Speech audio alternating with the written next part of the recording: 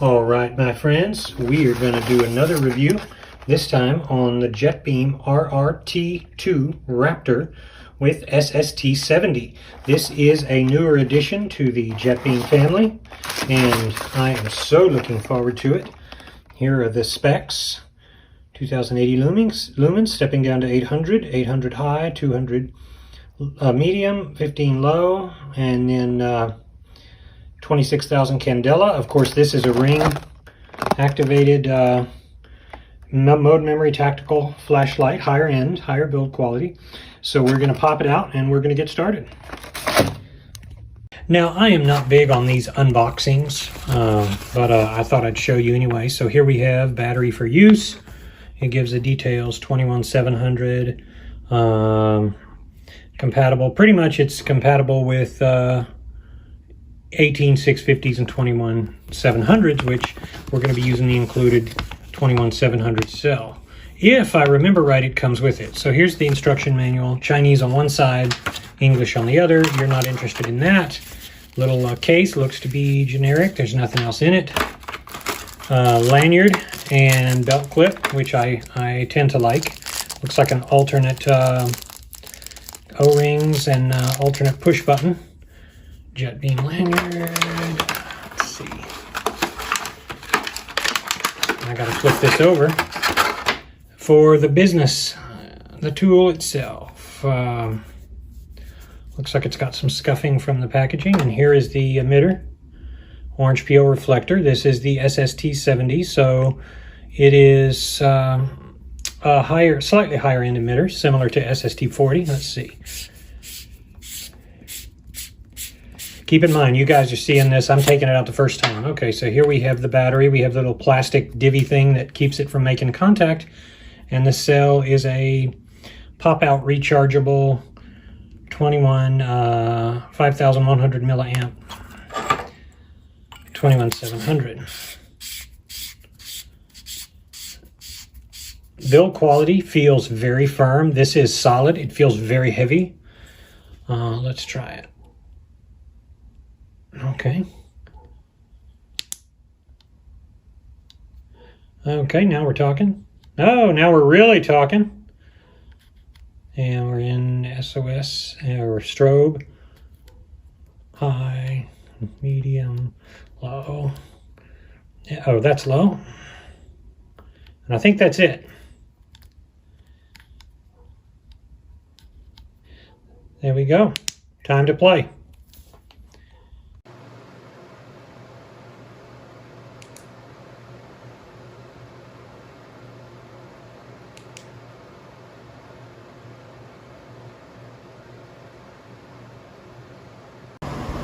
So you can see the quad die here of the SST-70. It's a nice quad die. It takes me back to the old MCEs back in the days when the XPG R5 was coming out and the new quad dies were coming in, and we started to love the higher lumens that these babies put out. Now we have so many emitters on the market, it's hard to appreciate them all. This is what it looks like. We're going to do a beam shot test here. I'm going to do a humble test here with the beloved March C8 with SST-40 and with the SST-70 Raptor. So it's hard to tell. I've done multiple tests and they both have fairly fresh batteries, so we should be able to tell here. You tell me which is the brightest one. SST-40, SST-70. Now keep in mind, with the tighter spot of the SST-40, it's looking more narrow to me versus the swathier beam, wider beam of the quad die emitter. But if I had to pick, man, this is tough. If I had to pick, I want to say that SST-70 is a little bit brighter. It looks more here on the camera, but again, that's the light. It doesn't. The SST-70 doesn't look as direct. It doesn't look as intense to my eyes, but at the same time, it does look overall brighter if I had to pick. But damn, is it close. What do you think? Here we go again. SST-40 versus SST-70.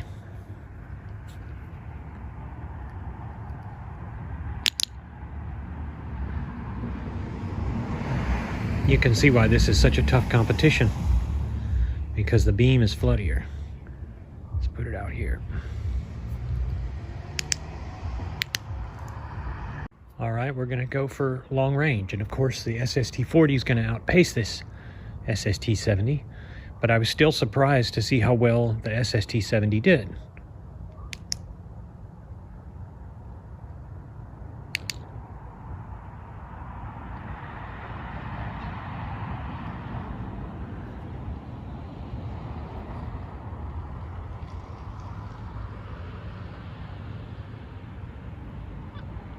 So there we go again. I'm impressed. This SST-70 is doing quite well. It's no SST-40, but the build quality on the SST-40 is not as good as something like a Jetbeam. So if you're looking for a nice bag check light with mode memory on the ring that you adjust by separate switch, this is actually a great way to go.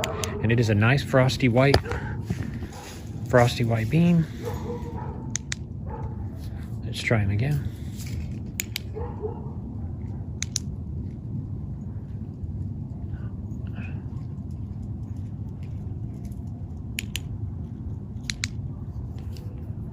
Pretty impressive.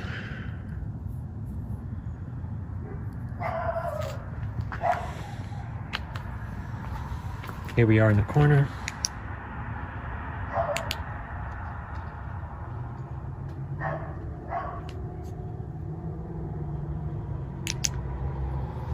All right, let's wrap up here. There's not much more to see.